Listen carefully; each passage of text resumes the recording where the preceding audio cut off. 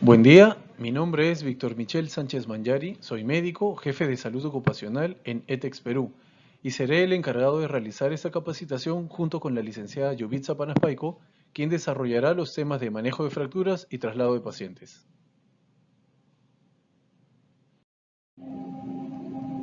Esta capacitación tiene el objetivo de proporcionar a los participantes la información básica que les permita tomar buenas decisiones y actuar de manera adecuada ante emergencias de salud.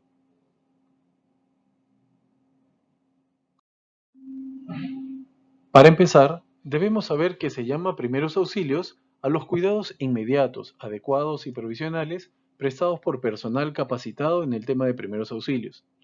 Estas acciones o cuidados se brindan a personas que han sufrido alguna lesión o enfermedad que pone en riesgo su vida.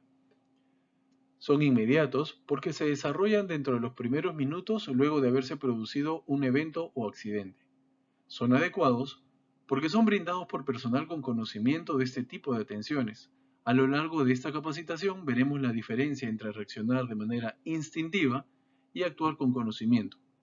Y son provisionales porque solo se brindan hasta que la víctima reciba atención especializada por personal de salud o en algún centro asistencial. Objetivos de los primeros auxilios. El principal objetivo de los primeros auxilios es conservar la vida de la persona que ha sufrido una lesión o situación que pone en riesgo su vida. Al ser adecuados, ayudan a evitar o reducir posibles complicaciones físicas y psicológicas en el accidentado. Al ser inmediatos, contribuyen a disminuir el tiempo de recuperación y finalmente, los primeros auxilios nos ayudan a asegurar el traslado del accidentado hacia el centro de atención médica donde continúen con el tratamiento respectivo. Antes de continuar, me gustaría hacer énfasis en una regla principal, de suma importancia, que debe tener en cuenta todo brigadista. Antes de iniciar los primeros auxilios, primero debe asegurar su propia seguridad. Son muchos los casos y las ocasiones en las que por no atender a esta regla, los equipos de soporte llegamos y en lugar de rescatar a una persona terminamos con la necesidad de rescatar a dos o más, porque brigadista se convirtió en un lesionado más. Entonces, ¿qué debe hacer un brigadista antes de iniciar los primeros auxilios? Primero, verificar que el área sea segura. Esto requiere que el brigadista se tome un momento para revisar todo el ambiente donde se produjo el evento para identificar si existe algún riesgo para su integridad, ya sean cables eléctricos energizados, derrames de combustible, presencia de olores que pueden significar la presencia de sustancias tóxicas o incluso si la estructura en donde ocurrió el evento está a punto de colapsar. El brigadista no debe ingresar hasta que la escena sea segura. Segundo punto, asegurar que se solicitó ayuda a los servicios especializados. Al no hacer esto, podría darse el caso en que la persona que inicia los primeros auxilios se encuentre sola sin la posibilidad de recibir ayuda, pudiendo agotarse o quedarse sin recursos necesarios. Y tercero, usar siempre protección para evitar contacto directo con sangre, secreciones y otros fluidos que pueden ser medios de transmisión de enfermedades. En conclusión, se debe tener en cuenta que estos 3 puntos deben de cubrirse antes de iniciar con los primeros auxilios. Flujo de acciones en caso de emergencias médicas. Como todo en la vida, mantener el orden es muy importante y al momento de reaccionar ante una emergencia también lo es. Podemos apreciar en el flujo de acciones que ante un evento que produce una lesión, el brigadista debe primero evaluar la escena. Solo si ésta es segura procederá con los primeros auxilios, iniciando con la evaluación primaria del lesionado. Luego de esta evaluación primaria, se determinará si es o no una emergencia médica. Tan pronto identifiquemos que estamos frente a una emergencia, debemos activar la cadena de vida, que inicia con el llamado por ayuda especializada y continúa con el desarrollo de los primeros auxilios. Al realizar la evaluación secundaria, identificaremos los pasos a seguir según la potencialidad de causar daños mayores o la muerte. Es así que evaluaremos y aseguraremos cada uno de los puntos que vayamos cubriendo. Primero aseguraremos la vía aérea, verificaremos que existe respiración, verificaremos que existe pulso y luego continuaremos con las hemorragias, quemaduras, fracturas y otros, hasta estabilizar a la víctima para un correcto traslado. Evaluar la escena es de vital importancia, no solo porque nos permite identificar posibles riesgos para los que van a aplicar los primeros auxilios, sino que nos permite incluso hacernos una idea de qué tipo de lesiones podrían presentar los afectados. En la diapositiva podemos ver tres ejemplos de escenas donde hay la necesidad de brindar primeros auxilios. Es evidente que en los tres escenarios existen condiciones que podrían poner en riesgo la integridad física de los rescatistas, ya sea por la presencia de cables energizados, estructuras a punto de colapsar o vías de tránsito con escasa visibilidad por neblina. De hecho, en este último ejemplo se reportaron casos de personas que bajaron de sus vehículos y resultaron atropellados por la poca visibilidad. Evidenciamos entonces la necesidad de hacer esta evaluación antes de iniciar los primeros auxilios. Habiendo asegurado la escena, iniciamos con la evaluación primaria del lesionado. En este punto, evaluamos aspectos que están relacionados con las funciones vitales, como el estado de conciencia, la respiración y la circulación. Como veremos, esta evaluación primaria no debe tomar mucho tiempo. De hecho, en la mayoría de los casos podemos hacerla casi inmediatamente. Por ejemplo, si nos encontramos con un accidentado que está quejándose de dolor o simplemente hablando, podemos asumir que está consciente, que respira y que su corazón está latiendo. Por otro lado, en caso de víctimas inconscientes, esta evaluación primaria tomará algunos segundos más hasta poder completarse y darnos una idea de ante qué nivel de emergencia nos encontramos. Evaluación del estado de conciencia. Cuando una persona se encuentra inconsciente, no es capaz de responder ante situaciones que lo ponen en peligro. Incluso no puede cambiar de posición si adopta posturas que cierran su vía aérea o le producen dolor. Por ejemplo, cuando alguien ronca mientras duerme y se atora, su cuerpo reacciona y se despierta o cuando menos cambia de posición. Esta reacción no ocurre cuando se está inconsciente y es posible que esta persona se asfixie. Entonces, ante la posibilidad de una víctima inconsciente, debemos actuar rápidamente para verificar su estado. Primero le hablaremos en voz alta tocando sus hombros, sacudiéndolo levemente, y ante falta de respuesta en esta misma posición podremos presionar para verificar si hay respuesta al dolor. En caso de no encontrar reacción, nos aseguraremos de mantener su vía aérea despejada usando la maniobra frente-mentón que se aprecia en la diapositiva. Evaluación de la respiración. Ante una persona inconsciente, debemos verificar que ésta esté respirando. Manteniendo la maniobra frente-mentón como vemos en la figura, acercaremos nuestra mejilla hacia la zona de su nariz y boca, y en esta posición podemos ver si se eleva el pecho, oír si respira o sentir el aire que expira. Debemos mantener esta posición cuando menos por 10 segundos. Evaluación de la circulación. Además de la respiración, debemos verificar que el corazón sigue funcionando. Manteniendo la posición de la cabeza con una mano, usaremos los dedos índice y medio de la otra para presionar progresivamente, buscando el pulso carotídeo en el cuello. La arteria carótida se encuentra entre la tráquea y el músculo esternocleidomastoideo a nivel del cartílago tiroides en el cuello. Debemos esperar cuando menos 10 segundos en esta posición. Tengamos en cuenta que de no encontrar signos vitales, se debe iniciar reanimación cardiopulmonar inmediatamente. Según nuestro flujo de acciones a seguir, después de la evaluación primaria podemos determinar si estamos frente a una urgencia o una emergencia, y podemos determinar qué tipo de emergencia es. En caso de estar frente a una emergencia médica, se debe iniciar inmediatamente la cadena de vida. La cadena de vida es una secuencia de acciones que deben seguirse para asegurar la correcta atención de una emergencia que pone en riesgo la vida de una persona.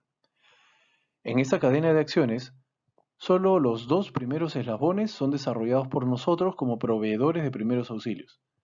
El primer eslabón es de vital importancia, como lo revisamos en las primeras diapositivas, y consiste en activar el sistema de respuesta o asegurarnos que viene ayuda especializada. En este punto es importante que conozcamos los números de emergencia que funcionan en cada región. Por ejemplo, en Perú, el número de los bomberos es el 116 y el del SAMU es el 106. El segundo eslabón es dar inicio a los primeros auxilios, ya sea la reanimación cardiopulmonar o la atención de lesiones que puede presentar el accidentado. Los demás eslabones de la cadena serán desarrollados por el personal especializado que acudirá gracias al llamado que hicimos en el primer eslabón. Evaluación secundaria. Habiendo descartado las principales causas de muerte inminente, procedemos a evaluar las demás lesiones que pueden presentar el accidentado en orden de importancia y que también podrían poner en riesgo la integridad física de la persona. De esta forma, en esta capacitación revisaremos cómo reaccionar ante el atragantamiento, las hemorragias, las quemaduras y las fracturas. El atragantamiento es la obstrucción total de la vía aérea superior que impide la respiración. Es importante diferenciarla de las condiciones que producen irritación de la vía aérea, pero que sin embargo permiten el pasaje de aire a los pulmones. En el caso del atragantamiento, el afectado no puede hablar, no puede toser y no puede respirar. Otra característica del atragantamiento es el signo de Heimlich, que consiste en llevarse las manos al cuello señalando la obstrucción de la vía aérea. En estos casos debemos iniciar la maniobra de Heimlich inmediatamente. Como se muestra en la imagen, luego de identificar que la víctima se está atragantando, para iniciar la maniobra de Heimlich debemos colocarnos detrás de la persona afectada, rodeándola con los brazos y colocando un puño cerrado con el lado del pulgar apoyado sobre su abdomen, sujetándolo con la otra mano. Esto en el espacio entre el ombligo y la parte final del hueso esternón o donde se unen las costillas debajo del pecho. En esa posición realizaremos una compresión rápida y con fuerza, presionando el abdomen hacia atrás y hacia arriba para tratar de usar el aire contenido para desplazar o empujar el objeto que obstruye la vía aérea de la víctima. Esta maniobra se debe realizar hasta que se expulse el objeto que obstruye la vía aérea. Hemorragia es la pérdida de sangre que sale de los vasos sanguíneos cuando estos se cortan o rompen por alguna causa. Puede ser una hemorragia externa cuando podemos ver la pérdida de sangre o interna cuando el sangrado se deposita en alguna cavidad del cuerpo que no podemos apreciar a simple vista. La gravedad del sangrado depende del volumen de sangre que se pierde, pudiendo llegar a producir cambios fisiológicos que pueden llegar hasta el paro cardíaco. Según el tipo de vaso sanguíneo afectado, la hemorragia puede ser capilar, venosa o arterial, siendo esta última la más grave por la velocidad de pérdida que produce al llevar sangre con mayor presión desde el corazón. En el caso del sangrado arterial, la sangre tiene un color rojo brillante y sale de manera intermitente según el latido cardíaco. Además, la lesión debe ser más profunda que en los otros casos. Afortunadamente, el sangrado más frecuente es el capilar y el venoso. En este caso, la sangre tiene un tono más oscuro, como cuando nos extraen sangre para realizar pruebas de laboratorio. Para controlar las hemorragias debemos seguir tres pasos generales. Primero, debemos hacer presión directa sobre la herida para comprimir los vasos sanguíneos afectados y disminuir la velocidad de pérdida de sangre. Segundo, si es en algún miembro, debemos procurar elevarlo por sobre el nivel del corazón para así disminuir la fuerza con que llega la sangre hasta la herida. Y por último, debemos hacer una presión distal en la zona por donde pasa la arteria principal que lleva la sangre hacia esa zona afectada. Como se aprecia en la diapositiva, la presión directa se debe aplicar con un apósito o algodón envuelto en gasa para contener el sangrado. Es importante notar que aunque el primer apósito se encuentre muy empapado o mojado, nunca se debe retirar para colocar uno nuevo, pues estarían removiendo los posibles coágulos que se estarían formando y que contienen el sangrado de manera natural. Siempre se colocarán otros sobre este incluso antes de colocar un vendaje compresivo. En el caso de heridas en miembros inferiores o superiores, se puede elevar el miembro por sobre el nivel del corazón, además de presionar en las zonas por donde pasan las arterias que llevan sangre a las zonas afectadas. En las imágenes, vemos cómo se debe realizar la elevación de los miembros y dónde se ubican los puntos donde se ejerce la presión distal. Si tenemos en cuenta estas acciones, la gran mayoría de las hemorragias externas que se presentan pueden ser contenidas hasta la llegada de la atención especializada. Cabe resaltar que el uso de guantes y otros medios de protección son muy importantes para evitar el contacto con la sangre y así prevenir la posible transmisión de enfermedades. Quemaduras. Las quemaduras son lesiones a nivel de la piel y mucosas, que según su gravedad pueden llegar a afectar músculos e incluso huesos. Estas lesiones son provocadas en su mayoría por el contacto con fuego o sustancias calientes, pero estas lesiones también pueden ser provocadas por otros agentes como el frío, sustancias químicas o la electricidad. Según la profundidad de la lesión, las quemaduras se clasifican en primer grado, segundo y tercer grado. Las quemaduras de primer grado solo ocasionan enrojecimiento de la zona afectada y dolor al contacto. El dolor pasa en algunos días con cuidados simples como el uso de analgésicos, ungüentos o cremas hidratantes. El ejemplo típico son las quemaduras de sol en las playas. Las quemaduras de segundo grado son más profundas y se caracterizan porque presentan ampollas. Son más dolorosas y tardan más días en sanar. Sin embargo, no llegan a complicarse a menos que las ampollas o heridas se lleguen a infectar. Las quemaduras de tercer grado son muy graves. No son dolorosas al inicio, pues se han destruido los nervios junto con la piel. Al no haber piel y estar afectadas las zonas más profundas, es más posible que se infecten o incluso lleguen a deshidratar el cuerpo por la pérdida de agua a través de la lesión. Por esto deben ser atendidas de manera inmediata. Estas quemaduras pueden llegar a ser mortales si no tienen una atención especializada. Para controlar las quemaduras, en general la indicación es la misma. Para controlar las quemaduras, en general la indicación es la misma. Usar agua corriente para disminuir el impacto del calor o las sustancias que afectan la piel. En caso de quemaduras por calor, es importante tener en cuenta que se debe mantener el área afectada como mínimo de 10 a 20 minutos bajo el agua corriente, pues en ese tiempo se asegura que se ha disipado el calor que produjo la lesión. De no hacerlo, el calor contenido al interior continuará haciendo daño en los tejidos, pudiendo incluso transformar quemaduras de primer grado en segundo grado o más. Algunos puntos adicionales a tener en cuenta al momento de atender una quemadura. No usar hielo para enfriar las quemaduras. Recuerden que el frío también produce lesiones en la piel. Se deben retirar los anillos, joyas u objetos que presionen la zona afectada o sus alrededores, pero no se deben retirar las ropas si están adheridas o pegadas a la zona quemada. No aplicar sustancias o cremas no recomendadas por personal médico, como pasta de dientes o aceite. Nunca romper las ampollas. Estas son una forma natural de proteger las zonas afectadas. Además, podrían infectarse.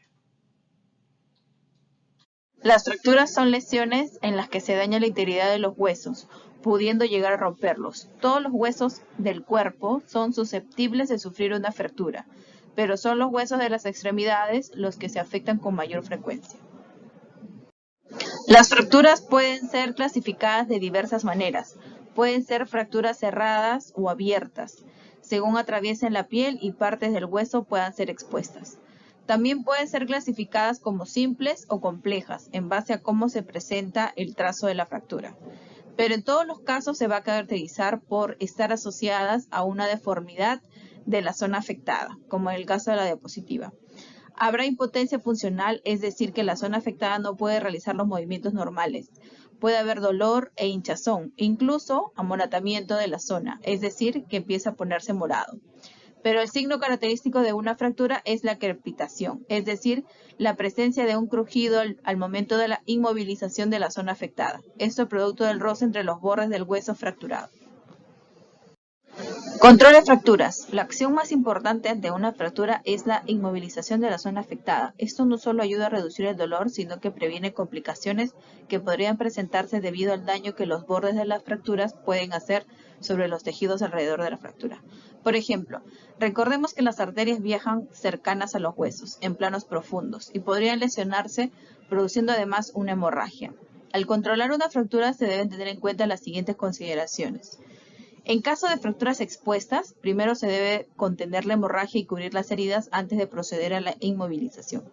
Si la fractura no está alineada, no tratar de alinear o poner en su sitio el hueso, pues se puede lesionar las partes blandas, se puede inmovilizar la posición en la que se encuentre.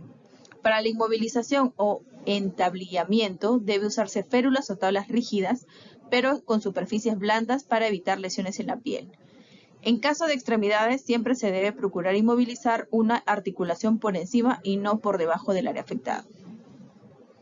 Traslado de pacientes estables. Si la víctima presenta una urgencia y se encuentra estable, podemos movilizarla con los cuidados necesarios. Pero si es una emergencia médica, la prioridad debe ser esperar hasta la llegada del personal especializado o servicio de emergencia y solo se debe trasladar al paciente en los casos donde estos servicios no puedan llegar. En todo traslado se deben considerar algunos puntos importantes. Se debe procurar mantener una buena alineación de las fracturas, tomar las medidas necesarias para prevenir lesiones mayores como hemorragias internas o exposición de fracturas. Cuidar que la respiración no se dificulte por la inmovilización. Debemos tener en cuenta que el traslado de personas accidentadas solo debe ser realizado por el personal capacitado y con experiencia en el manejo de estas situaciones. Nosotros solo realizaremos el traslado de pacientes si la emergencia está controlada o en situaciones de extrema urgencia sin la posibilidad de contar con un soporte personal especializado, como en el caso de encontrarse en zonas inseguras. En el uso de tablas rígidas para trasladar pacientes es muy común en los casos de simulacro de primeros auxilios y está bien a manera de entrenamiento, pero es importante recordar que el uso de tabla rígida se reserva para algunos casos como cuando la víctima se encuentra inconsciente, cuando debe mantener alineada la columna o para reducir la inmovilización del segmento de cuello y columna, cuando tenemos fracturas o lesiones que afectan las piernas, sobre todo las lesiones por sobre la rodilla. La técnica requiere que el equipo que hace la maniobra tenga conocimiento, entrenamiento y la condición física necesaria para desarrollar la tarea. Gracias por tu participación. No olvides realizar tu evaluación en la plataforma. Una vez aprobada, podrás visualizar y descargar tu certificado.